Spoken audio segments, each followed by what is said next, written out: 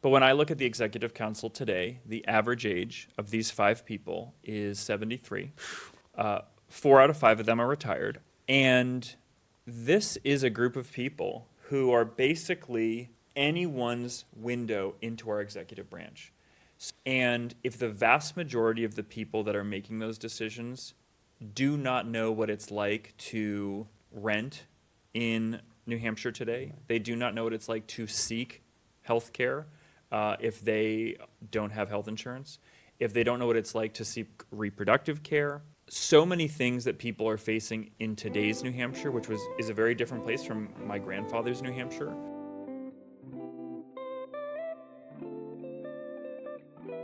Hi, my name's Owen Simoes, and welcome to Youth in the Booth.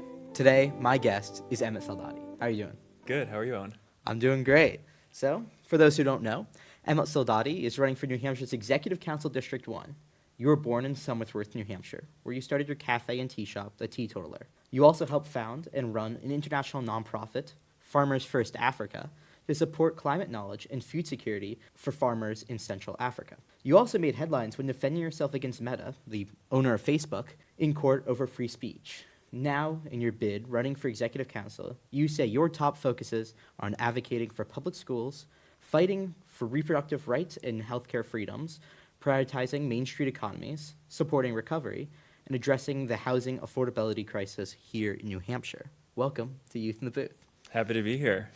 So, I want to get it started with something that I first found you out through, the Teetotaler. You have a shop here in Concord where I live, which I have been to many times. Oh, cool. And one of the things you talk about a lot is the safe space that you bring with this cafe.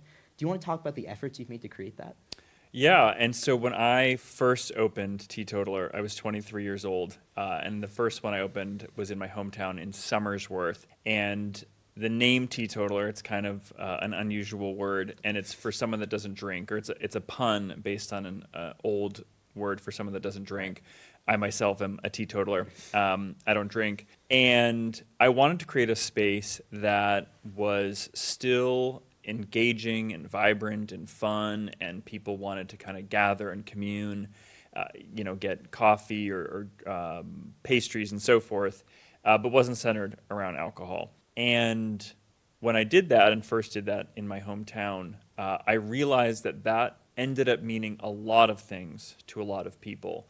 And as I grew the business, I realized, both of myself as a LGBTQ person and also the community wanted a space where people from all sort of backgrounds, walks of life, kind of felt included and felt like they belonged. And I don't think I had a sort of master plan of like what the brand was going to be, but I just realized that I kept coming back to, it was always a space where people belonged and could feel comfortable. And in part because there was no alcohol, in part because it was, in my hometown where I had worked a lot to build a community. And so today, I think people know it as like a very sort of explicitly LGBTQ forward space.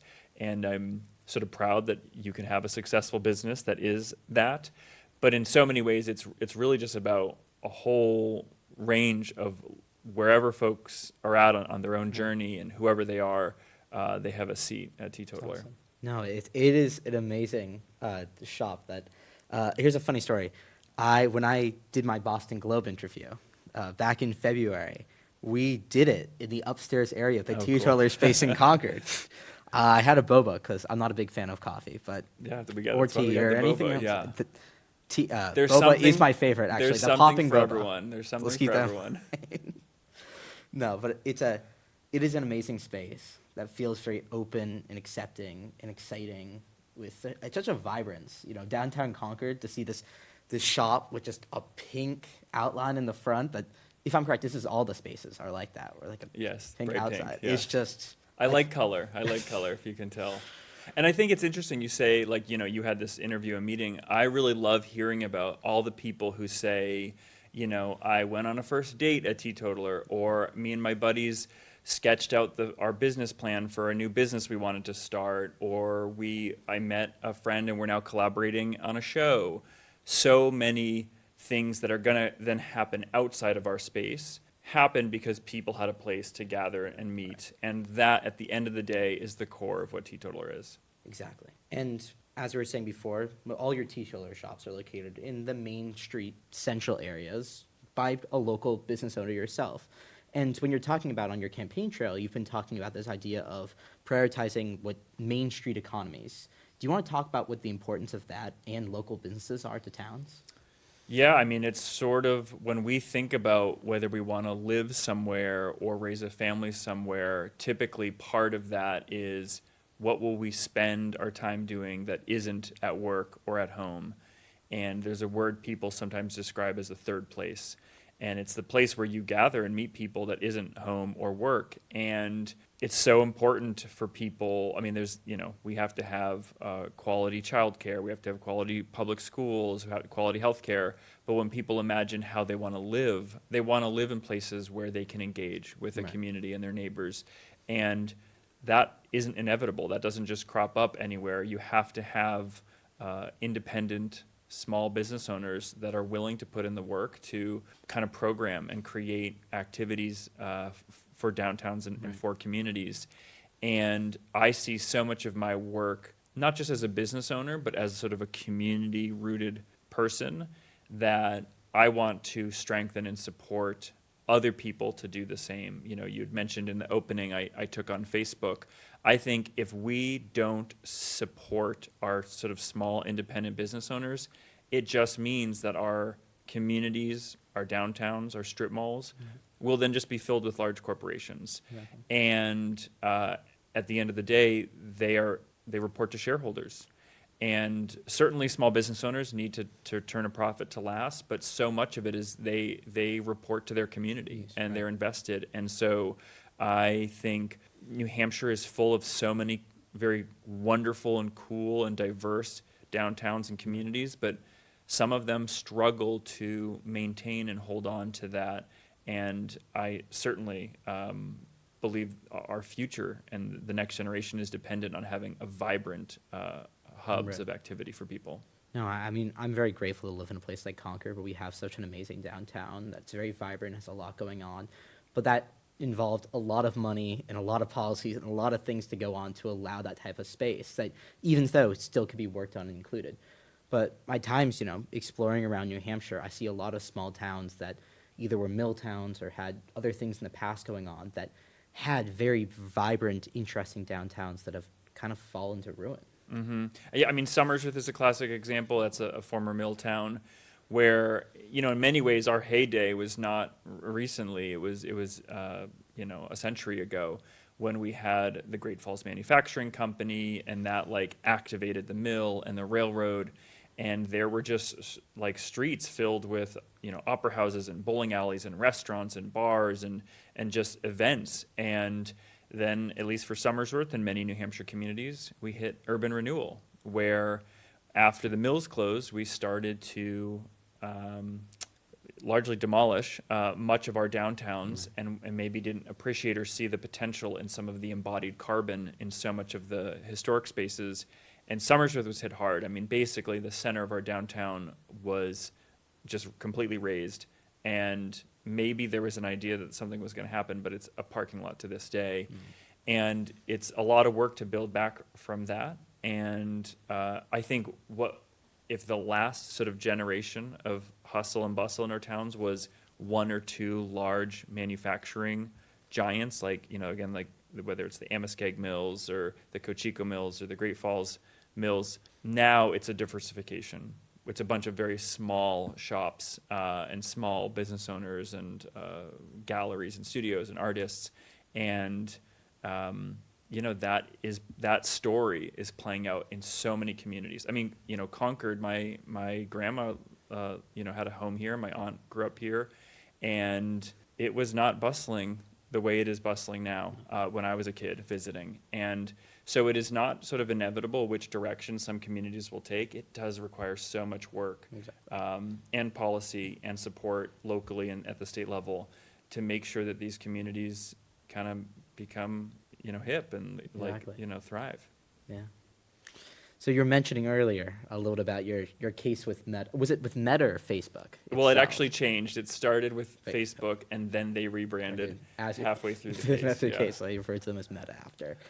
But it was fighting over the idea of free speech and the impact of your own, footprint on social media. If you want to speak more on this. Yeah, so basically Facebook owned Instagram, so that's like the third layer, and they deleted my business's Instagram account, Teetotaler's account. Right. And they thought that they had carte blanche. They could do whatever they want with any account. They basically claimed in court that they're just a quote-unquote free website that people look at.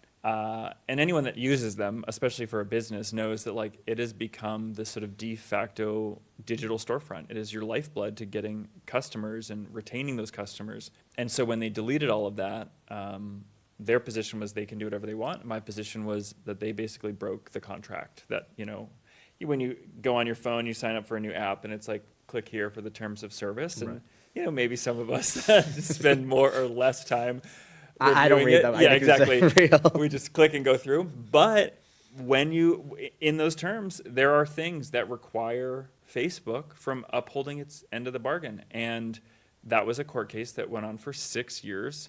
I had a full head of hair when I started.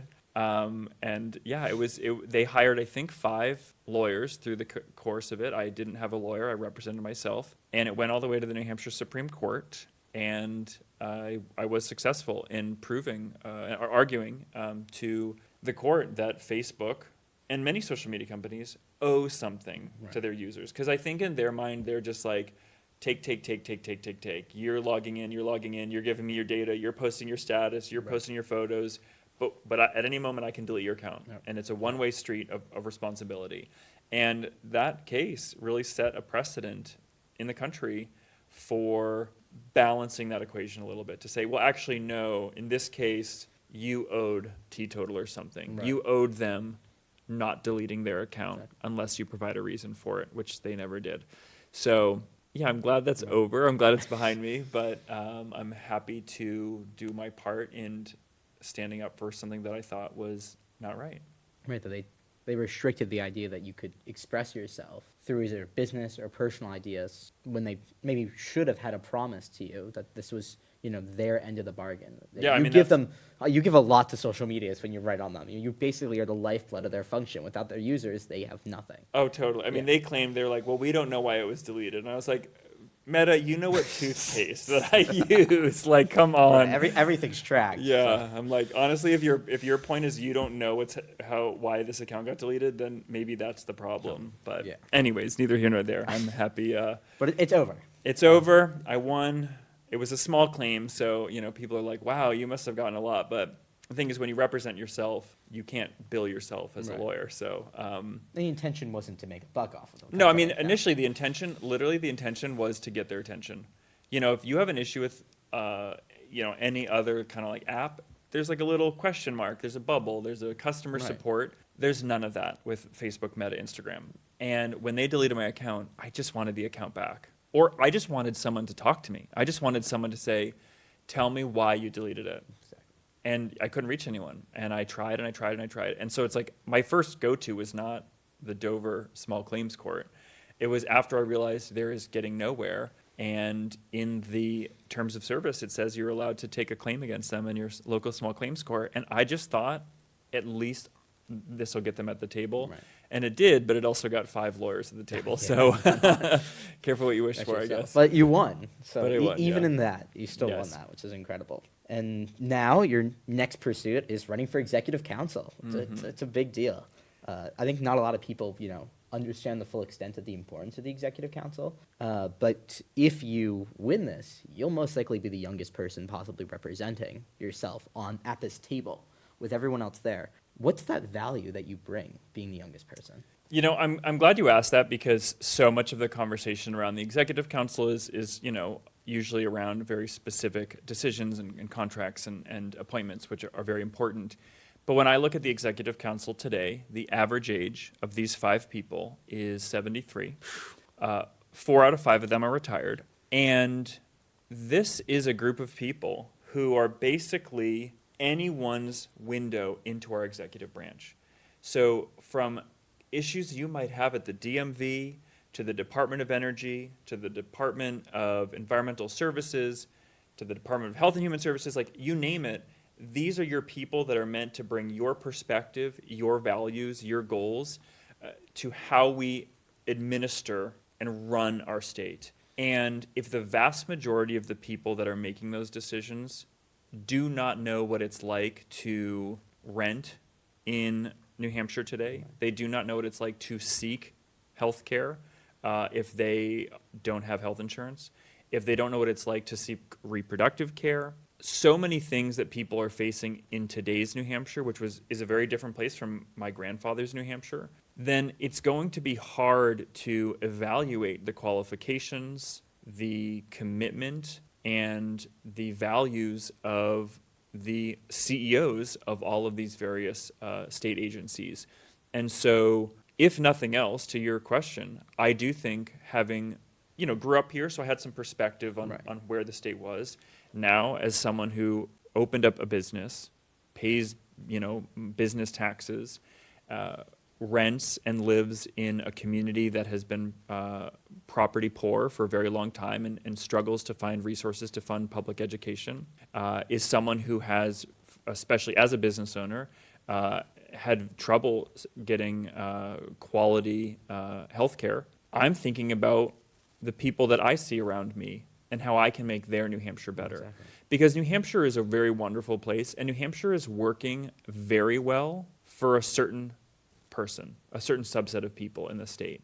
And I don't think that how we run our state is a zero-sum game, that the people that are well off, that maybe have a second home, that have retired in New Hampshire, they don't lose anything if we lift the rest of New Hampshire up. Right. If we support the rest of New Hampshire by addressing the housing crisis and building more units, if we address the substance use crisis and help people fully recover and fill the gap after someone has gotten into treatment, if we adequately fund all public schools so there are not zip codes of haves and have-nots, when we do that, we all win. We all win, but it really takes a perspective sitting around that table that knows what it's like today. Exactly. To bring, I personally, and maybe I think most people would agree that there's nothing wrong with inviting more people into that type of community. To Yeah. lifting everyone up to being onto a level ground together doesn't take others down in the process. Well, and so much of it is what is at stake, because if I think about the next generation, people talk about how I'm going to be the youngest at the table. I'm thinking about the next generation, after me. And if we don't take seriously, for example, safeguarding our environment, addressing in our own way locally the climate crisis, supporting clean energy, then the next generation is less well off. And I do think we owe it to them.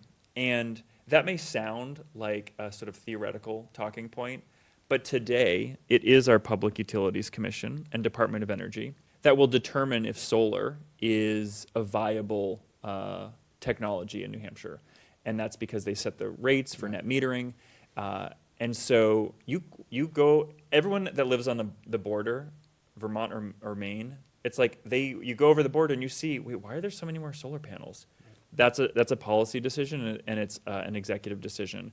And so if you're someone that's not concerned about the generation after Gen Z, then you might not have urgency about commissioners that sit on the Department of Energy. Right. Because you're not going to be facing it. And I think we need a balance, and right now we don't have that balance. No, it is strange to see in New Hampshire. It's very different, obviously, politically in many other ways than every other New England state that surrounds us.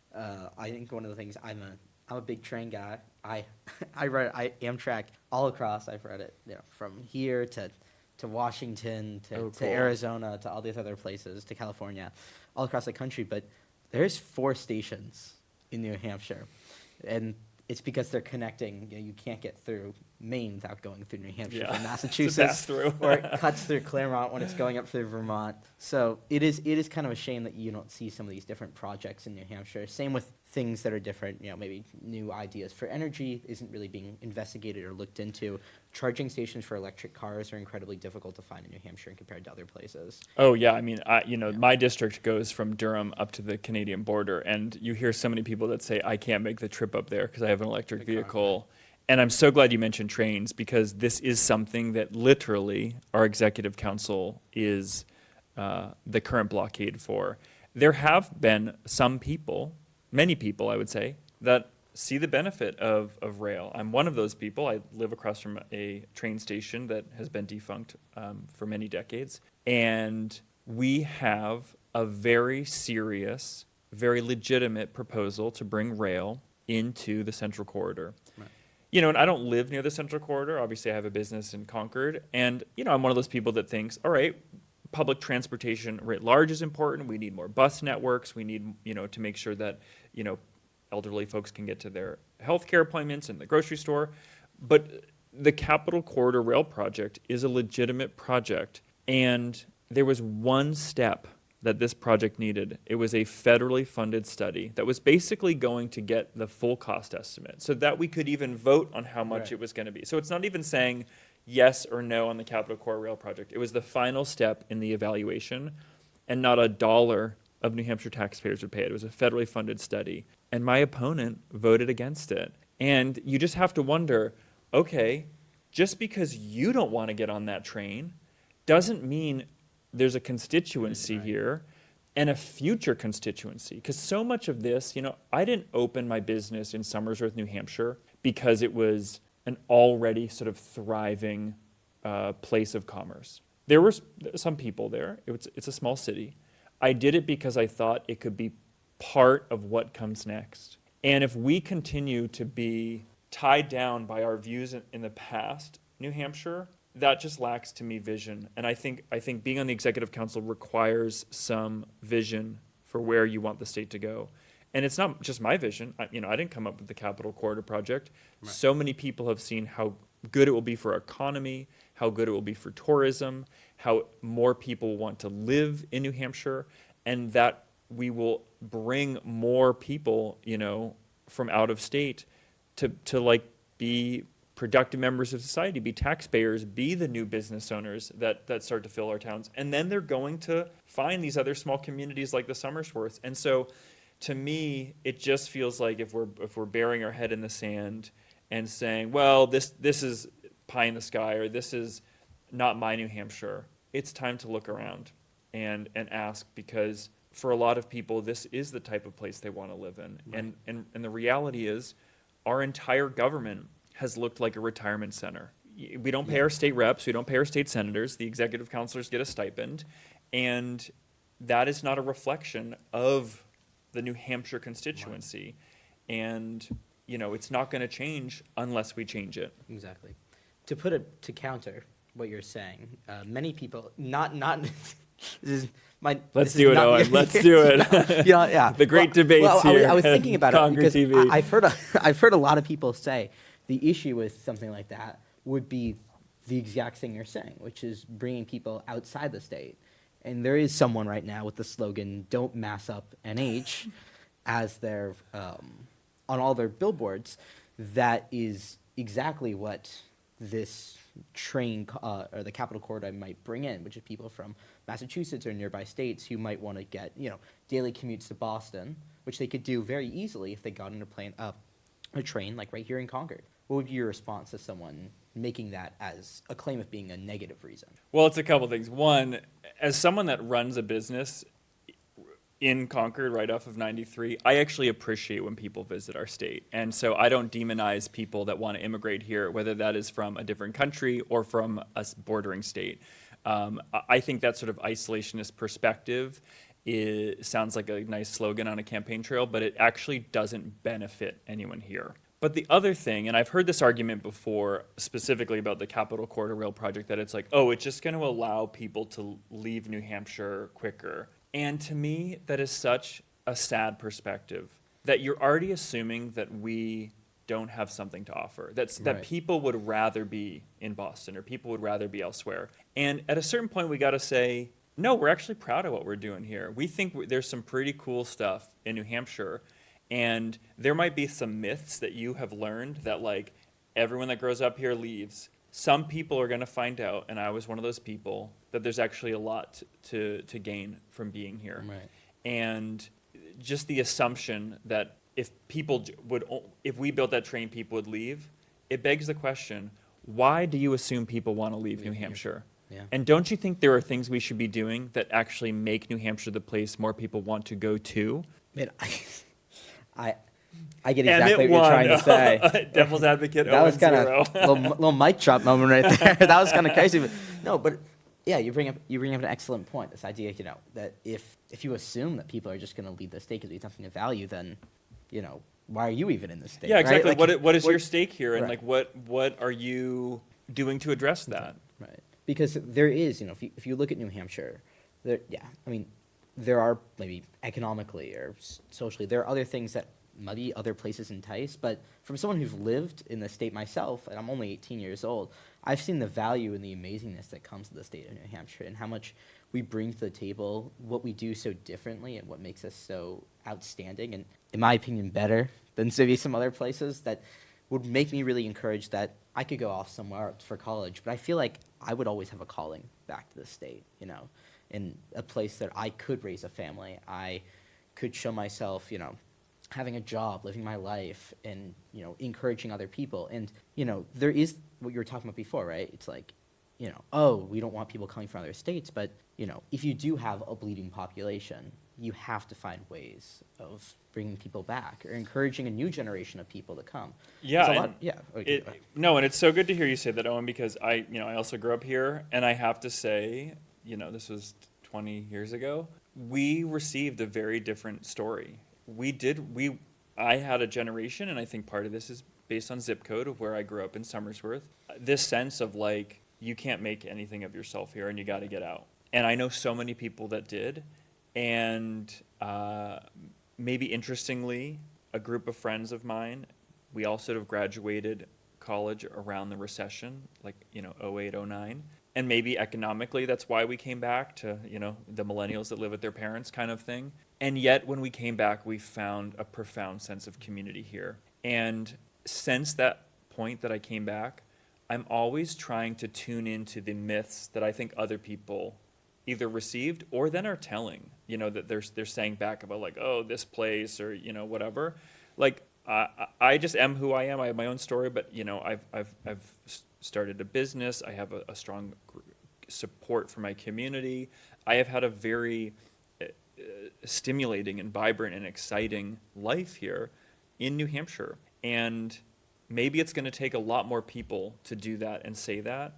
But eventually, what I think some of the people in our government from a different generation don't understand is eventually more people are going to have your perspective, Owen. That more people are going to say, wait, yeah, I loved growing up in New Hampshire. And yeah, I want to go explore the world, but then I want to come back. Or I want to go to school in New Hampshire if we funded higher education better. But that is how it's going to change. And it's not going to change by doing nothing. Exactly. So, as you were saying, you've always lived in New Hampshire, and it's the first place you voted. I'd like to hear the story of when you first voted, and was it the first time you could vote, or did you skip when you were young? Yeah, so the first time I voted, I actually was in college when I turned 18, and so I was at undergrad in Toronto. Mm-hmm. And so I had come home, it was the summer, and I had been home, obviously, before the election, and there was all this talk about this guy named Barack Obama who was coming to speak. And I don't know what I was doing before then. I was very passionate about local issues. My dad was the mayor. I supported city council races, but never gave much thought to the presidency other than in first grade. We did a straw poll, and I think I voted for Bob Dole.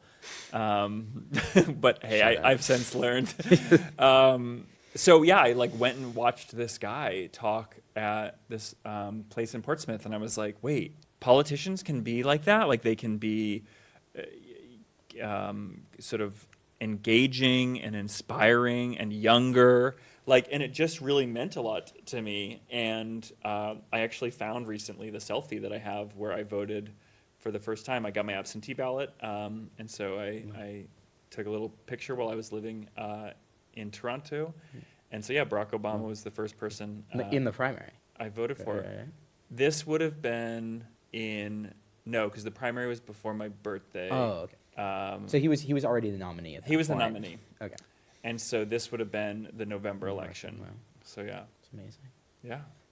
I fortunately was born after. I mean, I know there wasn't much competition this time on the Democratic side. On the Republican side, there was things going on. It ended up going the way that people were expecting. Yes. But, yeah, I mean, I'm really excited for the next time I get to vote when there might be an actual contested primary. Because it's been, I don't know, something about the First Nation New Hampshire primary fascinates me, so much. Yeah, I mean, you definitely, you sort of missed obviously you were here, but for voting, the one we had 4 years ago, that was wild. I mean, I saw that all happen. Yeah, it was like 20 candidates maybe or something. It was insane. Yeah, we sold a lot of bubble tea that year. Is that something you did throughout with the campaign? This is when I had my cafe in Somersworth. Yeah. Somebody early on, this will sort of teach you how myths become reality. Somebody said, it wasn't me, somebody told a journalist, all the presidential candidates go to teetotaler. And I think to that point, the number of presidential candidates was 0 or 1. Okay.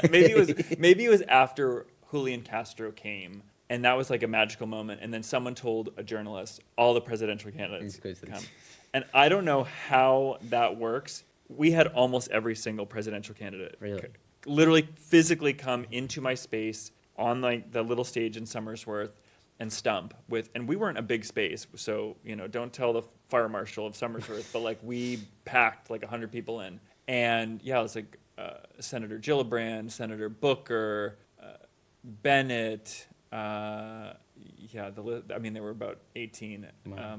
Harris spoke down the street at the high school. Biden spoke next door at the VFW. Oh, but Pete Buttigieg came to the cafe a couple times. Yeah, so it was we got Marianne Williamson. Okay. It was a wild year. That's insane. That's crazy. Yeah. To have that opportunity and you met them all in the process. Oh yeah, I gave them a shirt from my cafe and everything, and yeah, it was a fun experience. That's just the magic of New Hampshire, being in a state like this where you can have those types of personal experiences with candidates. Up close and personal. Right. Yeah, absolutely. Well, I think that's all the time we have here, but up close and personal, that's a great way to end it. Yeah. Thank you so much, Emmett. I really appreciate it. Thank you, Owen. Podcast.